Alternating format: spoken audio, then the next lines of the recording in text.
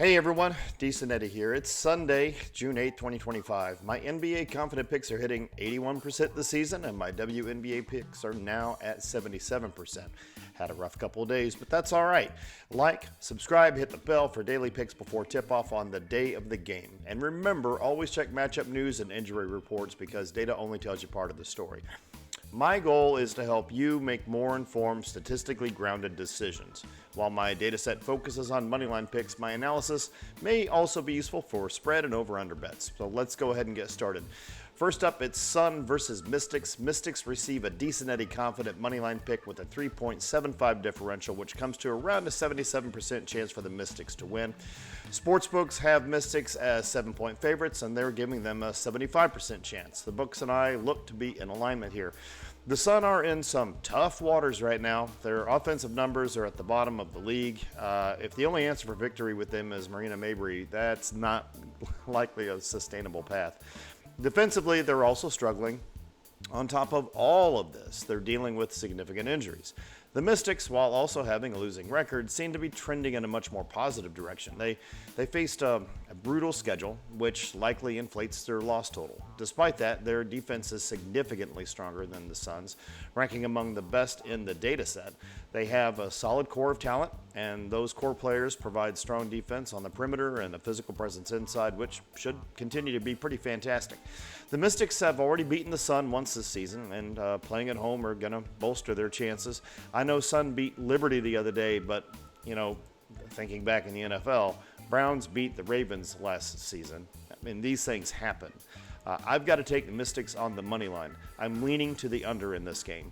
Next, it's Lynx versus Wings. Lynx get a decent Eddie confident pick with a 4.116 differential, which is showing about an 84% chance for the Lynx to win by my data. Sportsbooks have Lynx as 9.5-point favorites, and the books also say about 80 to 83% for the Lynx. Again, books and I are in alignment on the money line at the very least.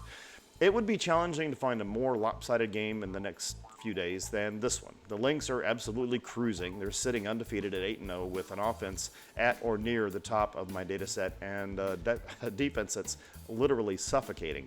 It's probably, I would say it's among the best in the league. Let's qualify that statement. They're hitting shots at a really great rate. They're moving the ball around beautifully. Basically, they're a well-oiled machine, right?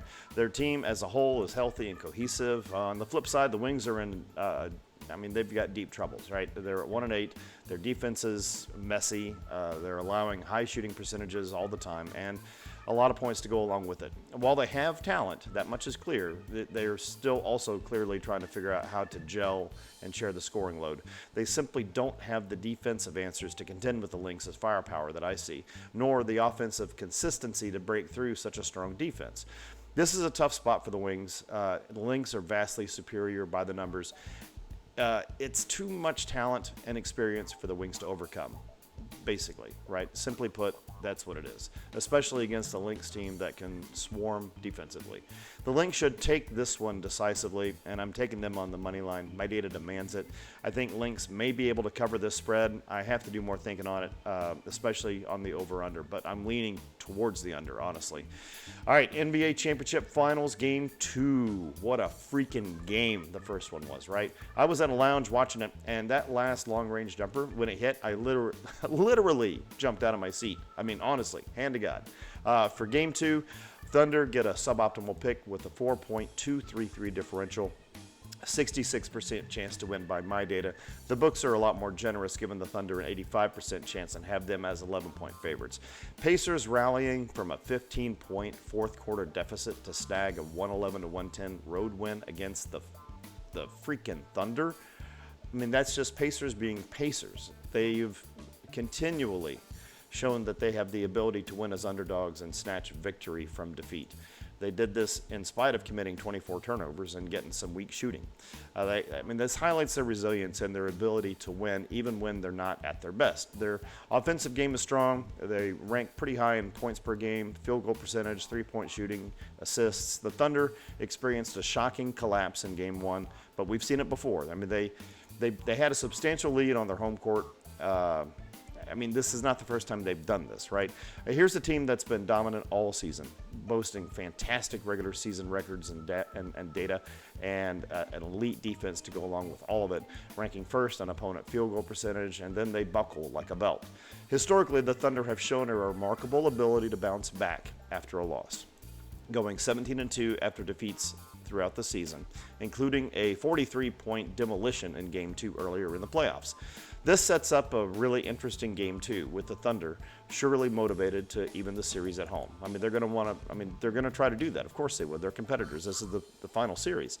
They're going to leverage their defensive prowess, and I think they're going to bounce back. Historically, they always have, except for 2 times. However, the Pacers have proven that they are not to be underestimated, even with turnover issues. They've got clutch playmaking that can challenge any team. I've got to take the Thunder, though, on the money line. If you can find the over-under at 228, I'd probably take that as the over. All right. So quick recap: Decent confident picks, Mystics and Lynx suboptimal picks. That's Thunder. Danger money line picks. There are not any. For parlays, I like to include confident picks in parlays. So if you include the Mystics and Lynx in a 2-leg parlay, my data says your win percentage would be around 64%. The sportsbook data says about 62%. If you add a 3rd leg to that with odds between -400 to -450, that parlay's probability becomes 49.66%. That's below 50%. I wouldn't do it. I will always be okay with up to a 3-leg parlay with odds ranging between -400 to -450 odds. If you do that, your win probability is going to remain above 50%. All right. Regardless of what you choose, I never recommend more than a 3-leg parlay due to the risks of combined probabilities. And remember, don't spend more than 10% of your bankroll in total across all your wagers in a day. Yesterday was another great example why you should always do that. Be safe. I only got 1 pick right yesterday. I am living to fight another day and sticking by that 10% rule. I've been able to keep going without having to add anything to my bankroll since I began doing this almost a year ago now. Never chase losses, guys. And if you need help with a gambling problem, check out my channel's description. So thanks for watching. If you found this video helpful, please like, subscribe, tap the bell to get my picks on the day of the game before the tip-off. Follow me on Decent Eddie Picks on Instagram, Facebook, X. Decent Eddie Picks is spelled P-I-X, and even on TikTok you can find me there. I'll post updated team grades, last-minute thoughts, game time thoughts. Let's see what happens tonight. This is Decent Eddie signing off. Have an awesome day.